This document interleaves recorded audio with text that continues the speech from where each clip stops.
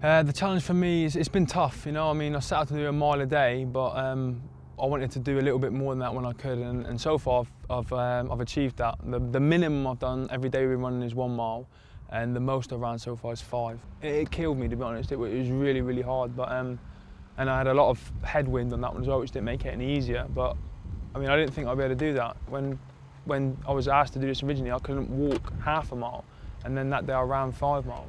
The blades, I've actually been through 2 sets of knees so far at a cost of about 20,000. I've had to have them resoled once because the rubber had worn off at the bottom of them.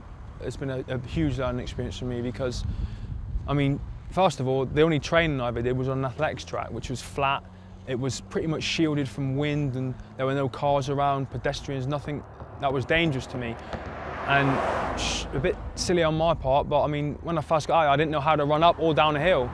And I guess I found out the hard way. I tried running up a hill like I did on the flat, and my toe would scuff and I'd end up falling over.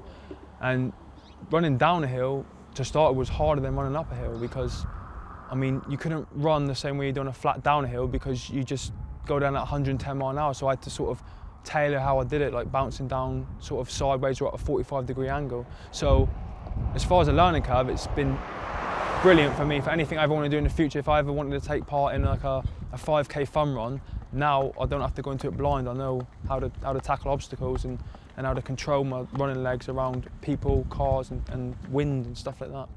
My advice for anyone who's recently been injured, that's in the early stage of their rehabilitation, is don't let anybody tell you that you can't do the thing. If you set yourself a goal, don't let anybody tell you you can't achieve it, because I was told I couldn't walk 3 weeks after I was injured, and now I'm running, I can swim, I drive cars without hand controls, you know, I can do all these things that people said that I couldn't do. So it's been so tough for everyone, you know. I mean, it's been tough for me, but the rest of the guys running have been doing an average of between 16 and 23 miles every day.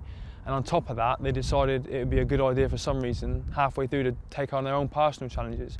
And there's a guy out on the road now trying to run 100 miles in one day, in like a 24-hour stint, which is amazing. It's ridiculous. I mean, that'd be hard enough to do on its own, you know, without having nearly 60 days of 20 milers behind them every day. So, I mean, it's tough, and guys are putting their bodies through hell for a good cause, and we really need the support and the help of the guys back in England to donate and support the cause. And I mean, if you can spare it, guys, please donate.